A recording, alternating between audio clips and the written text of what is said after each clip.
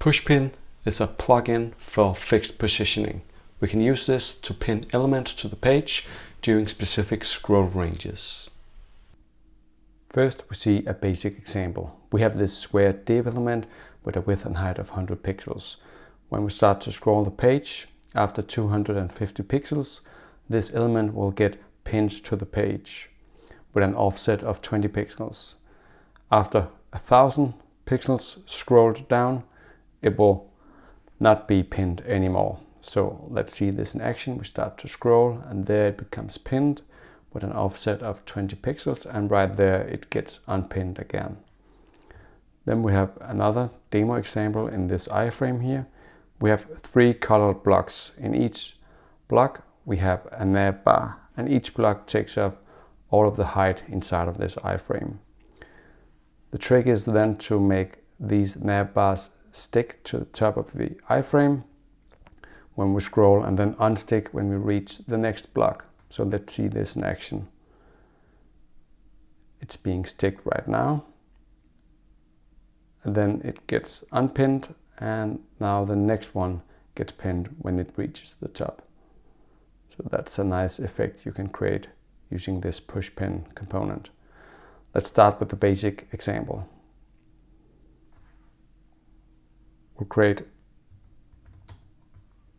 an outer wrapper with the height of 200 VH, meaning it will be twice as tall as the window. This is so we can see this example. I have some room to scroll inside. Now we'll create the square using a div tag. We'll give it the ID Pushpin basic, which we need for our JavaScript in a moment. Then we'll style this. We'll make it 100 pixel wide, 100 pixel height, and give it a padding 20 pixels. And we'll give it the classes black and white text to have the black background and the white text. We give it the text, keep scrolling, and close our div tag again. Alright, now we need to create some JavaScript for this to work. So we create our script tag, and then we create a variable called Pushpin basic to get our element. And the document get element by ID, and that ID was Pushpin basic. Then we'll define our options to use for this Pushpin instance in a variable called Pushpin basic options. We want this to start when we have scrolled 250 pixels.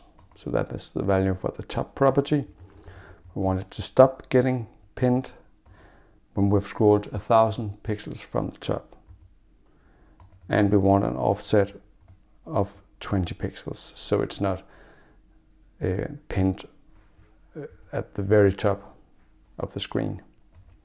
Now we create a variable called instance Pushpin basic, which we'll use to generate this Pushpin by writing m.pushpin.init and then pass in our element Pushpin basic, comma, and then our options Pushpin basic options, like so.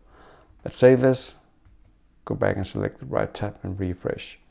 Now we can see our div element appearing here, and we have a very tall wrapper outside. We start scrolling, and when this reaches 250 pixels, right there, it gets pinned with an offset of 20 pixels, and it stops again when we reach 1000 pixels. Right there, we have now scrolled 1000 pixels down. So that was our first example. Now we'll go to a more advanced example. So we need to get inside of the Pushpin folder here, inside of our iframe, right there. We can see that we have these 3 blocks with different colors. this class block refers to some styling up here that gives it a height of 100%. Inside of each block we have a navbar with different colors as well, same color as the parent element, and some text inside of a brand logo. So quite basic. Let's take a look right now. Scroll down. Here we see that we have 3 blocks right after each other. Now we want these navbar to be pinned at the top one at a time. So how do we do this? This requires some more advanced JavaScript than we saw in the previous example, but we'll get started right now. First, we'll get the elements, element pushpins equals document.query selector all, and then we get all elements with the pushpin demo. Now to make this work, we must add this class. I just forgot that. So it's the navbar that we want to get pinned. So we add the class pushpin demo, like so. Now we also need a target for each of these, which we'll use with our JavaScript. So we have the data target attribute and then the ID of the parent element. So this will become red, green, and blue, and we'll use them in a moment. Now we want to create a loop for all these elements, so we get the same code happening for each of them. So we write element pushpins dot for each function element, like so.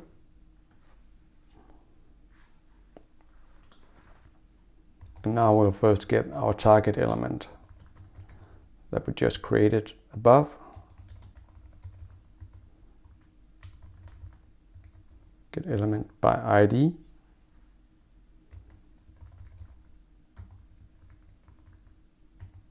So this way we're referring to the element, the current element in the loop, and then we take the data attribute called data target. That's how you do that. And then we want the offset top of our target element, which is the parent element in these examples. So target element dot offset top. Then we want to get the outer height of our target element. So again, the parent elements, the block elements, target element dot offset height will give us the outer height. And then we want the height of each navbar. So we write get computed style of our element, and then we want to get the actual height, and we'll remove the pixel value and replace it with an empty value. So this will give us the height of each navbar in pixels. Now we'll create our options variable like we did in the previous basic example. And the top will now be the offset top for each of our parent elements, and the bottom will be offset top plus the outer height, and then minus the height of the actual navbar itself. Finally, we can now create the instances. Pushpin element, pushpins instance, like so. m.pushpin.init, just like in the previous example. Then our element, which is element, and then our options, elem, pushpins, options. All right, let's save this, go back and refresh. Now when we scroll inside of this iframe, we can see that our first navbar in the first parent element, the block, is already being pinned. And now when the next one reaches it, the pin feature will change to the second navbar in our second block. And one more time, this green navbar will now get unpinned at the very same time that this blue navbar will get pinned. And there it stops, since our content isn't any taller. We will scroll the other direction again. So this is how you can use a pushpin component for more creative use.